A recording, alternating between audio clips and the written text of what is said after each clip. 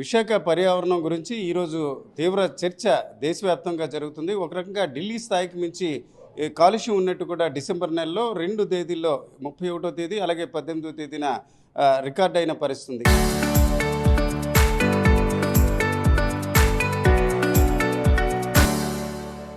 ఈ దశలో మనతో మాట్లాడడానికి పర్యావరణవేత్త బులిశెట్టి సత్య గారు ఉన్నారు.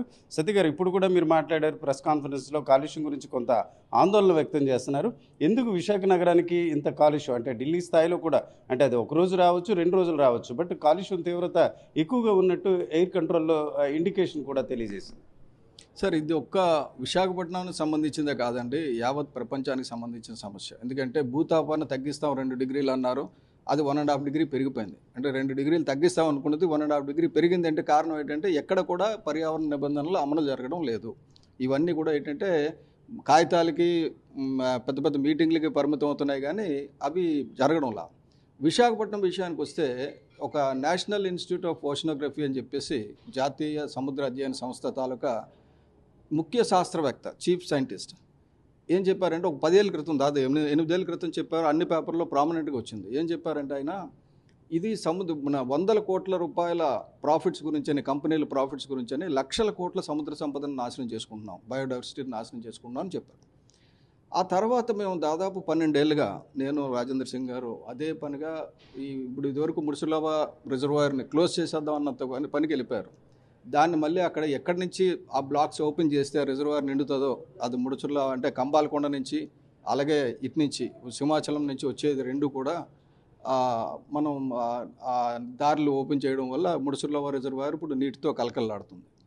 కానీ అక్కడ కూడా ఇంకా కాలుష్యం ఉంది. ఎందుకంటే అక్కడ ట్రాన్సిట్ డంప్ యార్డ్ ఒకటి ఉంది. ఆ ట్రాన్సిట్ డంప్ యార్డ్ తీసేస్తానని పవన్ కళ్యాణ్ గారు కూడా అధికారంలో రాకముందు చెప్పారు. అధికారంలోకి వచ్చి 1.5 ఇయర్ అయింది. నేను మీ ద్వారా కూడా పవన్ కళ్యాణ్ గారిని రిక్వెస్ట్ చేస్తున్నాను, ముడుచుర్ల ఎగువనై అటువంటి ప్రాంతం ఉండడం కరెక్ట్ కాదు, అటువంటి డంప్ యార్డ్ ఉండడం కరెక్ట్ కాదు. అలాగే ముడుచుర్లకి ఎటువంటి కాలుష్యం రాకుండా నివారిస్తే అది ఒక అమృతం, ఔషధం. అక్కడ నీళ్ళు తాగితే జబ్బులు నయమవుతాయి. ఎందుకంటే కంబాలకొండ నుంచి, సింహాచలం నుంచి ఉన్న అరుదైన ఔషధ మొక్కల నుంచి వచ్చే నీరు అక్కడ నిల్వ ఉంటుంది.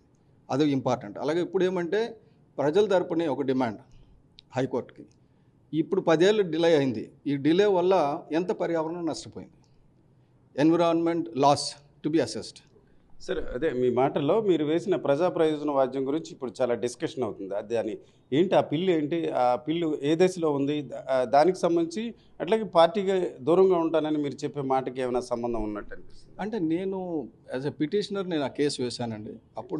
అప్పుడు వైసీపీ అధికారంలో ఉంది, ఇప్పుడు కూటమి అధికారంలోకి వచ్చింది. కూటమి అధికారంలోకి వచ్చిన తర్వాత ఆ కేసు ఫైనల్ ట్రయల్స్లోకి వస్తుంది. ఇప్పుడు వచ్చినప్పుడు నేను కూటమి ప్రభుత్వం తరపుని ప్రధాన కార్యదర్శి పర్యావరణంగా ఉంటూ అతల కూటమి తాలూకా ఇంపార్టెంట్ పర్సన్ పవన్ కళ్యాణ్ గారే పర్యావరణ శాఖ మంత్రి, ఆయన మీద ఈ కేసు నడుస్తుంది. కాబట్టి ఈ కేసు ఆయన మీద ఉన్నప్పుడు, నేను ఆయన అండర్లో పనిచేస్తున్నప్పుడు ఇది కాన్ఫ్లిక్ట్ ఆఫ్ ఇంట్రెస్ట్కి వస్తుందని చెప్పి నైతిక బాధ్యతతో నేను పదవి నుంచి మాత్రం తొలగాను, పార్టీ నుంచి కాదు.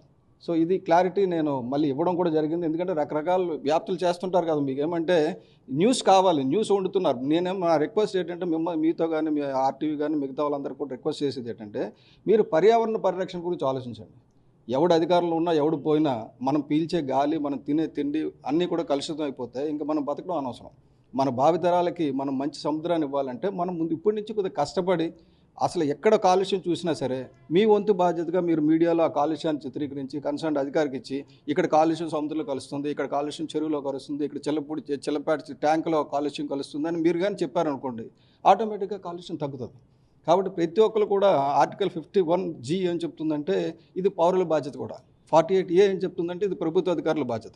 వాళ్ళు బాధ్యత రాహిత్యంగా ఉంటే మనకి పరిస్థితి రాదు. నేను ఈ కేసు వేయక్కర్లేదు, 10 ఏళ్ళు కోర్టుల చుట్టూ తిరగక్కర్లా.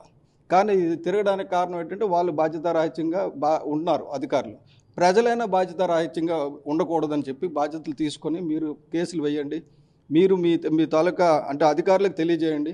ఆ ఇన్ఫర్మేషన్ నాకు కూడా ఈమెయిల్ ద్వారా పంపించండి, bolsetti.satyanarayana@gmail.com. నేను కూడా నా కేసులో దాన్ని జోడిస్తానని చెప్పడం జరిగింది. Thank you.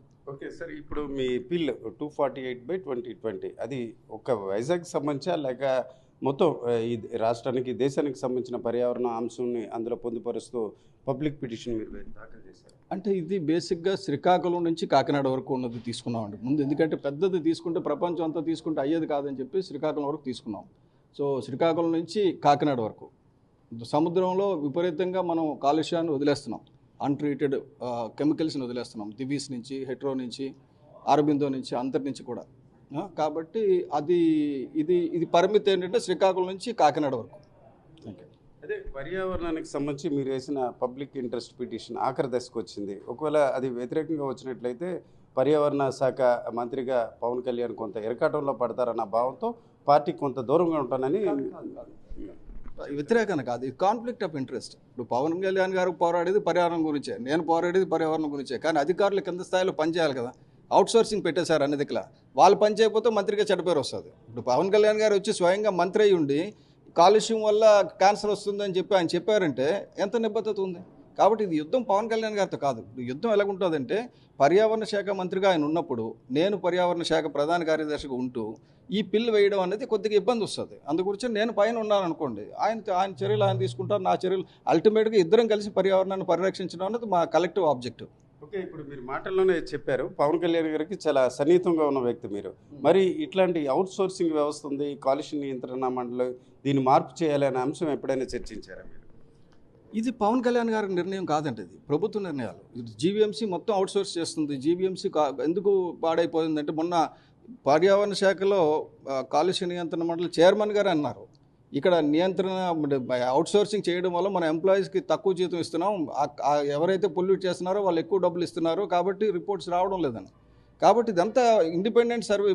అందు గురించే demand for independent assessment and make GBMC and AP pollution control board responsible for their acts and deeds.